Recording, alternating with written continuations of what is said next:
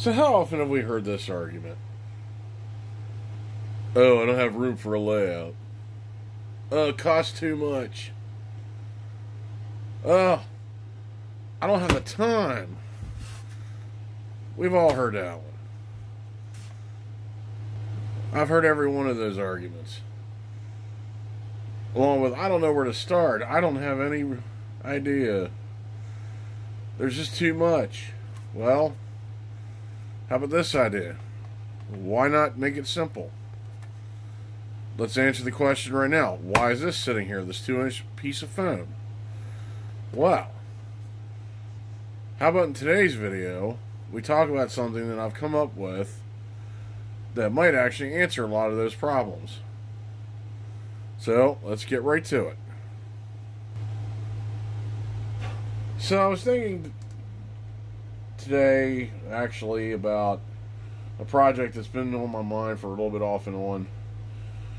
And thought, I've been wanting to do a small little project layout that I could just pin together, basically, from end to end, like a modular layout. Which that's pretty much what this is going to end up being. But instead of going overboard and building heavy-duty modules, why not make it simple? Why not just start with this and go from there? Instead of going through all the heavy-duty construction that a lot of modular layouts are made out of, why not make it easy? Something you can pick up, you can store it away, plop it on your dining room table. And it doesn't need to be made out of a lot of complicated materials. And the great thing with pink foam is, like, you say your layout's on top. Well, underneath you can gouge this out where you can hide all your wires, cabling, and everything else.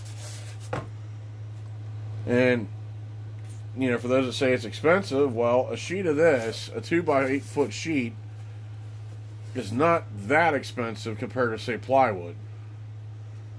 Plywood is cheaper depending on how thin you get.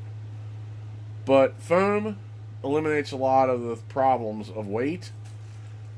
It's rigid enough. If you need to reinforce it underneath, you can glue a couple pieces of 1x4 under here, which I may end up doing for this project. Just glue them flat and be done with it. It'll help with the connections later anyway. And also, when it comes to this, you have your choice. You can either DCC or DC. In this case, I decided to go with DC. And I'm going to use this as the basic power for now. I may upgrade DCC later, but unfortunately DCC right now is running my layout downstairs. So, this is what I'm going to use. And then in the back, you can see there's Walther's Code 83 right here. You can use any flex track. I just happen to have that on hand, so that's what I'm going to use. And I'm also going to use Walther switches with it as well, so that's actually a benefit. And the great thing with Walther switches compared to Atlas, let's say, Atlas is good for beginners in some basic layouts. I mean, if you like Atlas, you're loyal to them, hey, nothing wrong with that. There's guys that like Pecco, there's guys that like a lot of other brands. I prefer Walther's because it's inexpensive, it's readily available for a lot of places, so I can use that. And the nice thing about them is they have a snap point. They don't have to have a switch machine. You can just take your finger and just flick it, it'll switch. Now the idea with these modules is I am going to design something for them, potentially, or I'm just going to just freewheel it like I usually do. You can approach it any way you want. You can either design it, or you can just do like I do, just throw this stuff down, see where it lands, which is actually a little more fun and speeds things up. That's for those no time to make a layout people. Now, I will say this. Think about what you do when you're not working. Are you watching TV? Videos? Just sitting around? Because you could be sitting at the kitchen table watching a video and doing this. That's usually what I do. I'll sit around and watch stuff and mess with this. Or, you know, in the case of, you know, this here, I might run these a little bit. And this, by the way, is the locomotive I'm using for this currently. And that brings up another thing about the cost. This is the top of the line of DC locomotives. This is an Athearn Genesis. And I bought it for something else that I might be doing, but we'll get into that some other day. But it's, you know, decently detailed. Well, not decently, it's over detailed because it's correctly detailed, I hope anyway. But after all what I paid for it, but let's not get into that. But if you don't want to spend that kind of money, you know, flea markets, train shows, eBay, you can buy something like this. This is actually an Athearn pre-Genesis from their blue box era. I think it would cost me like 40 or 50 bucks at a train show. And now, this hasn't been put together because it needs all its stuff, handrails, couplers. I mean, all the parts are in the box, but again, those are usually pretty reliable, and the parts are interchangeable, so you can buy other ones to fix, buy some broken ones to fix this one, depending on the parts. So you have that as an example. Now, when it comes to tools, you can do several things. I mean, now, I have a Dremel, which is good for cutting track. I also have one of these.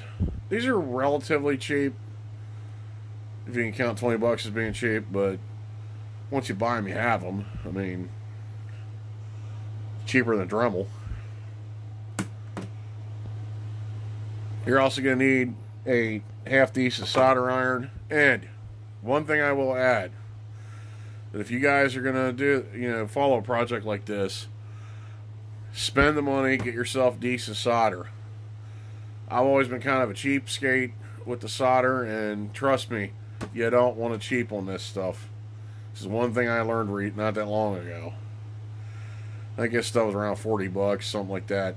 So, but here's the thing. If you budget yourself a little bit of money every week and are patient, you can afford stuff. The whole I can't afford stuff for layout or trains is a load of crap. You can afford it if you try. Again, think about all the fast food you might eat. Fast food, as we know, is getting expensive. So if you cut that out, you can afford things like this. Or any of this stuff. Everything you want, you definitely want a pair of these things. These are self-stripping wire cutters. Believe me, I used to do it the old way, and trust me, you want something like this. You might have to spend a few bucks, extra bucks than normally for a traditional type of stripper, but this thing makes it so easy because you stick the wire in there, clamp down, and does it for you. So that's all I have to say pretty much about that.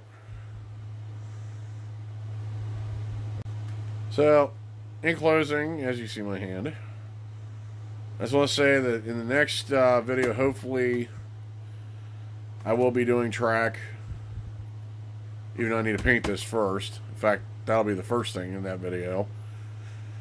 And then we'll talk design and how I want to connect these together. I'm working on how I want to do that. But this is just the introductory video, the first episode as it were. And I will tell you guys that more than likely, it'll probably be, the base will probably be used something like this. So, craft paint is always something good for model railroading. It's cheap. You know, you can get it anywhere, Walmart, craft shops, online. Doesn't need to require a whole lot. And the other thing I want to tell you guys too, like with freight cars, real quick, while I'm thinking about it, we'll get into more of that, but a layout like this, again, with budget, you don't need to spend a lot of money on cars either. Now, try to avoid the cheap stuff. Try to avoid the toy grade ones from Bachmann and Tyco and all the old stuff, unless that's what you want to use.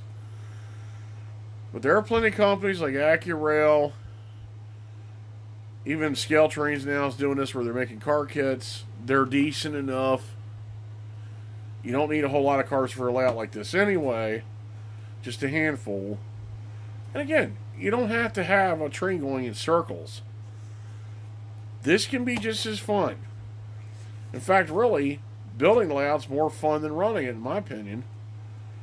I like running the trains, but I enjoy doing the stuff for them.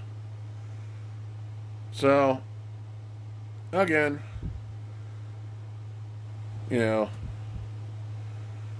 I said, just, be prepared for the next video.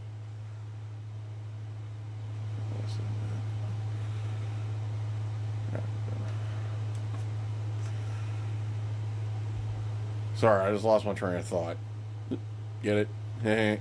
Anyway. So, like, subscribe, share, and I will catch you guys in the next video.